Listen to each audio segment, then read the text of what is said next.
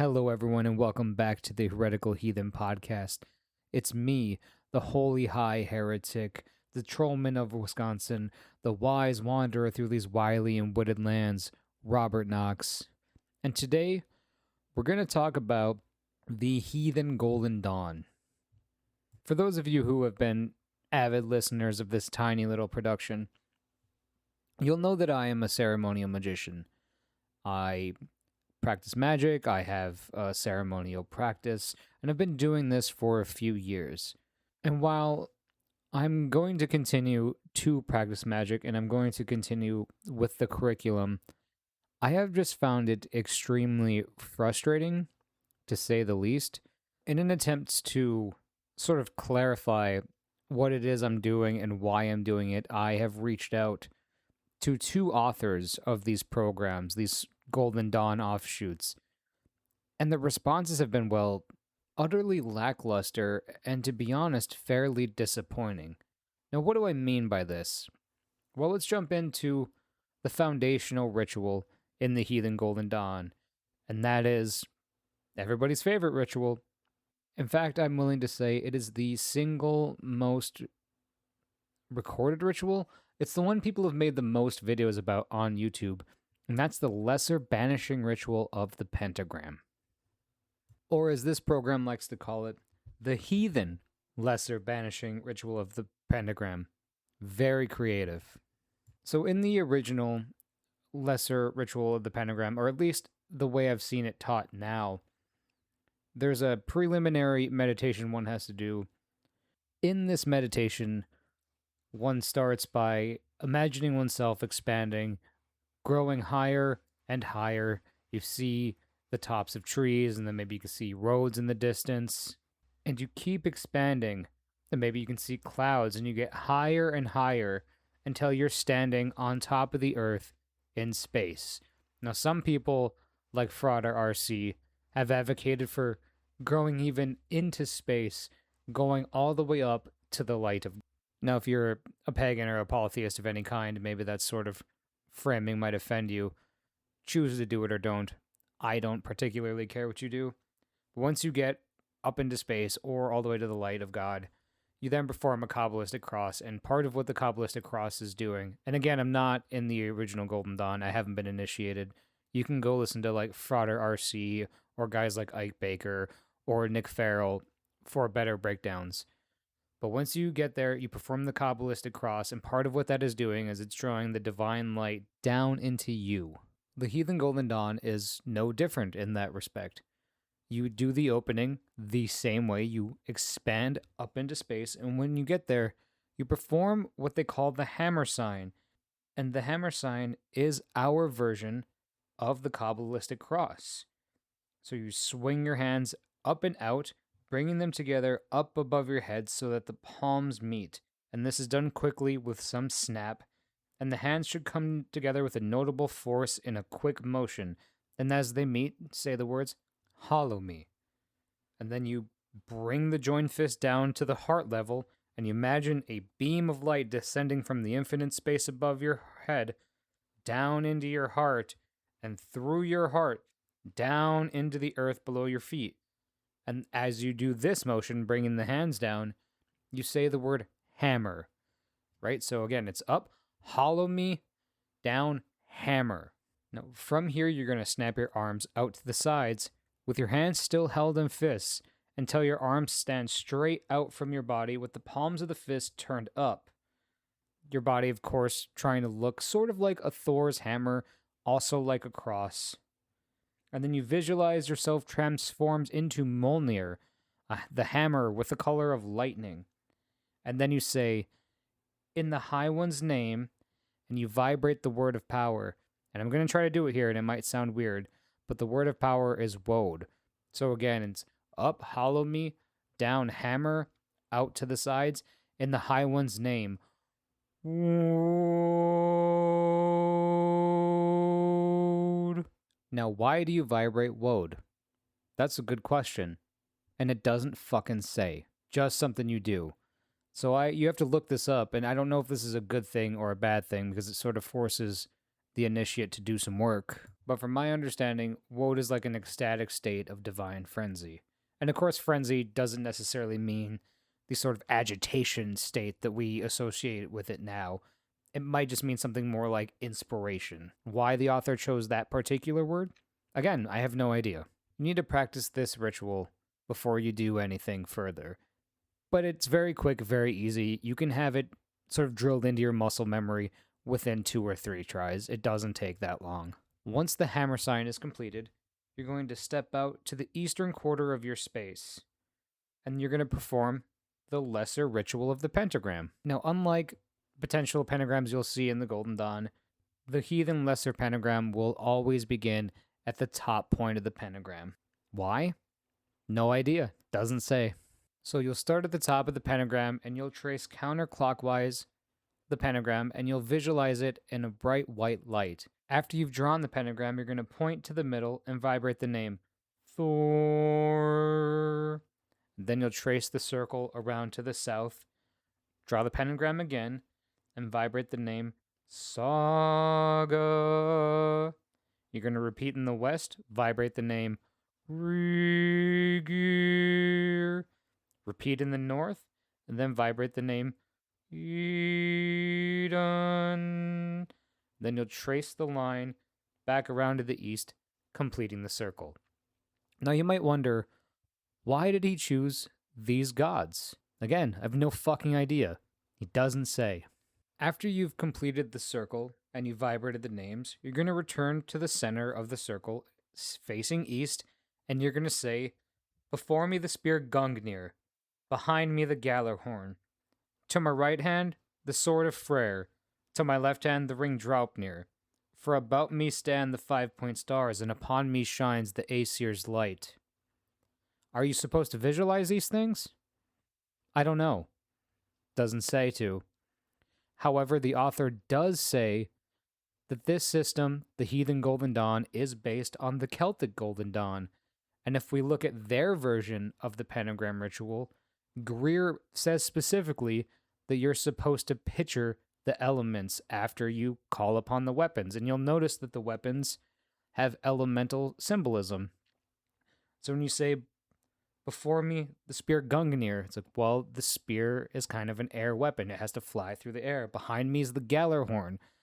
Well, in the Prose Edda, the Gallarhorn is used for drinking. It's like a drinking horn, even though most of us have an association with it being blown at Ragnarok. To my right hand's the sword of Freyr. Swords can have a fiery, warlike association. And to my left hand, Draupnir. The rings could be earth. But again, the author doesn't say these things. He doesn't say to visualize these things.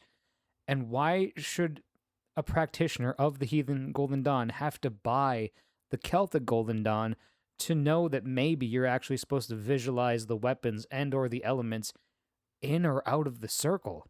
These are things that should be stated clearly, and the author doesn't do it. Even in the Celtic Golden Dawn, it's not exactly clear, because you do this sort of weapon invocation thing, but it says you visualize each of these things as solidly and intensely as you can. And it says you are surrounded by the elements, a cloudscape to the east, a desert scene of blazing heat and flame to the south, a seascape to the west, and a forest to the north, with the animal guardians visible against these backgrounds. But what does that mean? Are they outside of the circle? Are you placing the weapons outside of the circle, or are you bringing them in? Where are the weapons supposed to be visualized? Why are we visualizing these scenes? And once again, Greer doesn't say. He doesn't make it clear. I can tell you that personally, over my 2 years of performing this ritual, the heathen version that is, I did visualize the weapons in the circle. And the way I thought about it was, we're sort of summoning the gods at the four corners. So you have the gods sort of at the edges or potentially even slightly outside the circle, and then you're balancing the elements within the circle. But again, this is something that should be stated in the curriculum. Now, after you've done all of this work, you're to finish off the ritual with another hammer sign. Well, that's not quite right. You'd say, for about me stands the 5-point stars, and upon me shines the Aesir's light. Then you would do another hammer sign. And here's where things get kind of interesting too. The author suggests that for a week, you do the lesser banishing ritual of the pentagram, and then the next week, start alternating with the lesser invoking ritual of the pentagram and the lesser banishing every other day. And after you've been doing that for 3 months, switch back to just performing the banishing ritual, but then add in the heathen middle pillar. Why? No idea. Author just says to do it. So what I've learned from watching guys like RC and talking to guys like Nick Farrell is that the banishing pentagram, or the pentagram ritual in general, is not an elemental pentagram. And we hear this all the time. You're banishing or invoking elements. No, you're not. In fact, that's why it's white. Like the white pentagram is a spirit pentagram. So when people are telling you to banish every day, what you're doing is you're banishing spirit. You're banishing the light of the gods. And this, everyone knows who's been in the Golden Dawn, they'll all tell you, this is actually dangerous. And I can tell you too, from personal experience, it's not great. My wife can attest to this too. When I was doing strictly banishing, I was a giant asshole. I was really rude. If she woke me up from a nap, I would wake up, be hardly conscious, and just start screaming. It was unacceptable. I would wake up in the middle of night and I would see spirits in the hall. And that's just from doing the banishing. That went away once I started invoking. So anyone telling you that you need to be banishing daily, or that you need to be like alternating between banishing and invoking, they're just wrong. They're just flat out wrong. That was never the intention of the ritual of the pentagram. And you can look this up. Frauder RC and Nick Farrell show some of the original documents. The original pentagram ritual was meant to be invoking. The B version, the banishing version, that's like a footnote. That's 2 sentences. And you're only supposed to do it at night, or if you feel like unstable or worried about in the environment you're in. It's not meant to be done daily. It was probably popularized by people like Regardi or Crowley. Well, now that I've ranted about that, the second ritual, as stated, is the heathen middle pillar. And this is where the program gets exceptionally strange. Now, if you've been in ceremonial magical spaces for a while, you know what the pillar is. You've heard of the Golden Dawn. You're drawing divine light into you and putting it into energy centers, kind of like a Western chakra system. And it's based on the Kabbalistic tree of life. And this is what really bothers me. A lot of the Golden Dawn rituals are based around Kabbalah, right? You're moving through the grades, you're moving through the spears, you're moving through the spheres, you're moving up the tree. And so all of these rituals and all the stuff you're reading are correlating to different spheres and different areas on the tree. So why are we including this in the Celtic and heathen versions, but we're not including Kabbalistic instruction? It's not a part of the curriculum. Like, it's kind of there later as a meditation process, but otherwise it's not there. And if it's not there, rituals like the middle pillar kind of don't make a lot of sense, especially introduced as one of your foundational rituals. Now, I will give Greer some credit here. Early in the Celtic Golden Dawn, he does present the reader with the Tree of Life, with Celtic images and stuff thrown in. But the Heathen Golden Dawn, you don't get it till the 2nd grade, and at that point, you're about a year in. So you've done rituals for like a year, and all of a sudden now you're introduced to the tree that you're supposed to be using to map these energy centers. And even more weird, in the 2nd grade, we throw in hexagram rituals, which are mapped directly onto the tree and don't make sense without the Tree of Life being a part of the curriculum. It makes no sense. And when I reached out to the author to ask him why he included this, he just said, well, I based it on Greer's work. So naturally, I reached out to Greer himself and asked him why his work wasn't more centered on the Kabbalah stuff, or at least with the Heathen version. And he told me to reach out to the author, so I have the author telling me to reach out to Greer, and Greer telling me to reach out to the author. Neither of them really taking responsibility for maybe missteps in some of these curriculums. Now, I will say that I don't necessarily think one needs to understand the Kabbalistic tree to get the benefits of the middle pillar. I think just the visualization and the vibration alone and putting the divine light into these energy centers will have an effect on its own. So I think that ritual is still okay.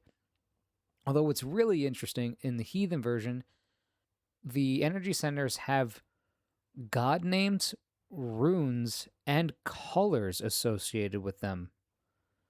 And you might think, well, why do they have specific colors, runes, and gods associated with them? And the answer here again, like everything else, I have no fucking idea. Now, I've watched some other people who claim to have gone through the Golden Dawn, people like Liam Christopher Thomas, who will mention, I believe it's in the inner orders, but maybe it's just one of the higher degrees where the middle pillar suddenly does have colors associated with them, and you will circle the light with different colors too, depending on what you're trying to, let's say, invoke. But the original middle pillar shouldn't be doing that. So you have to wonder, like, what are we doing with this middle pillar? And the idea is that you're bringing down the divine light into you. And from a Platonic perspective, what you want to do is you want to go beyond the particulars. And by introducing gods, runes, and colors, you're actually introducing more particulars into the ritual that don't necessarily need to be there. And so at this point, I think I want to talk about just the ways I've changed these two things. Oh, wait, before I do that, there is something really hilarious. When you do the middle pillar, you're meant to do the hammer sign after it. And so there's this weird phenomenon in the Heathen Golden Dawn where after every single ritual you do this hammer sign. Now, if you're in the Golden Dawn and you're doing this, imagine, or you're hearing this, imagine doing the Kabbalistic cross after every single ritual. Holy hell, would that be a giant waste of time? And it would just burn you out. That's a lot for your body to handle. Now, because of my nature, I guess, I want to improve these things because I think that heathens deserve to have a better ceremonial curriculum. They deserve to have a type of magic that isn't something strange that flowers penned like 40 years ago. I mean, maybe that stuff is fine for some people, but there's something in this Heathen Golden Dawn that is just different. Like, there's something magic about it. I did like 3 doors of the Rune Guild. I didn't know why I was doing things. I experienced no significant effects. I never seen ghosts. I never really felt subtle energy, but I'm having those experiences while doing this Heathen Golden Dawn work. And it seems to be profoundly changing my life. So I'm going to keep exploring there. But I want to make it better. And so what I've done is I've reached out to Nick Farrell specifically. Shout out to Nick Farrell. Go check his stuff out, buy his books, listen to his interviews. Great, great guy. And I've kicked around the idea of changing it and changing the lesser pentagram ritual and making it more akin to the Golden Dawn version. And he thinks it'd be a good idea. And I'm in the testing phase right now. But what I've done is I've replaced the god names at the pentagrams with different names of Odin, right? So we're going to do the hammer sign as usual. But after the sweeping up and saying, "Hallow me," I'm not bringing it down and saying hammer. I'm keeping that part in. I'm bringing it down and then I'm vibrating like, because I just like the way that feels better. I don't know why there's not an additional vibratory word going on there, because you are going to do that, or at least some people do, during the Kabbalistic cross, and I kind of think that's a beautiful practice. So I want to keep something like that in our hammer sign as well.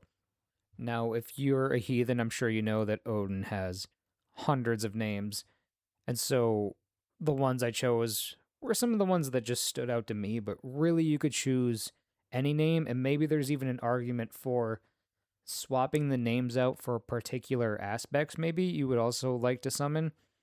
I chose Odin, Fjolnir, Havi, and Olmi in that order. Odin in the east, Fjolnir in the south, Havi in the west, and Olmi in the north. And then after I've done the circle and vibrated those names, you go back to the center facing east. And I took out the weapons completely. I don't know why the weapons are there. It seems like a crude attempt, to try to summon elements. And again, the pentagram ritual is not an elemental ritual, it's a spiritual ritual. Now, in the original Golden Dawn version, at this point, you would summon the angels. And so I thought, well, why not replace the angels with gods if we're going to do this, right? So I'll say before me, Thor. Behind me, Tyr. To my right hand, Freya. To my left hand, Frigga. And then you end still by saying, for about me stands the 5-point stars, and upon me shines the Aesir's light. Potentially followed by the hammer sign, if and only if that's the only ritual you're performing. Otherwise, just do it at the end. So it's like an opening and a closing. Doing it after every single ritual is a bit absurd. Now, I'm currently in the testing phase of this ritual, and I'm not encouraging anyone to start doing it as if it's like the word of the gods.